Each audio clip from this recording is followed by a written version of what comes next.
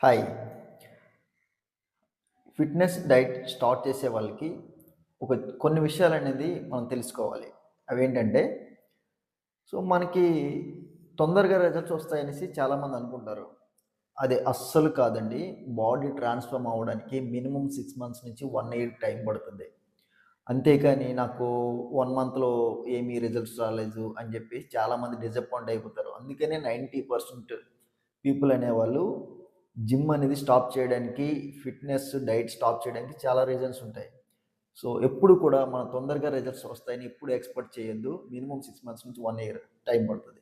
Next ఎప్పుడు కూడా comparison చేసుకోవద్దు. అక్కడ ఫిట్‌నెస్ ఆల్రెడీ జిమ్‌లో చాలామంది ఇయర్స్ నుంచి ట్రై చేస్తూ ఉంటారు.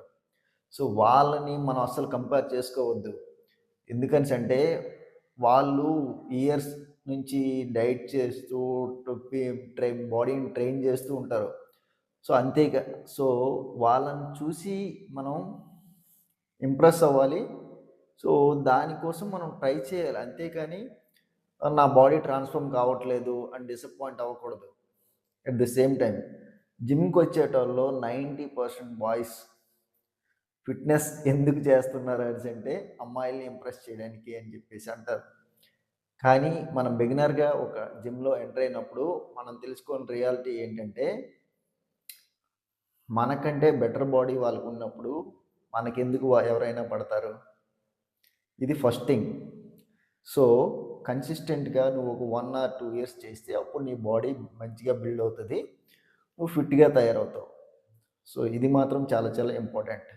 అలా కాకుండా తొందరపడి ఏదో ఒకటి హెవీ వెయిట్స్ అట్లాంటివి చేస్తే మజిల్ ఇంజ్యూరీ చాలా జరుగుతది. సో, ఒక్కసారి మీకు ఇంజ్యూరీ అయిందనేసంటే దాని నుంచి రికవరీ అవ్వడానికి ఒక మంత్స్ టైం పడతది. అప్పుడు మీరు జిమ్‌కి దూరం అవుతారు. ఆ జిమ్‌కి దూరం అయినప్పుడు డైట్ ఫాలో కారు. ఫైనల్‌గా ఏమవుతుంది రివర్స్.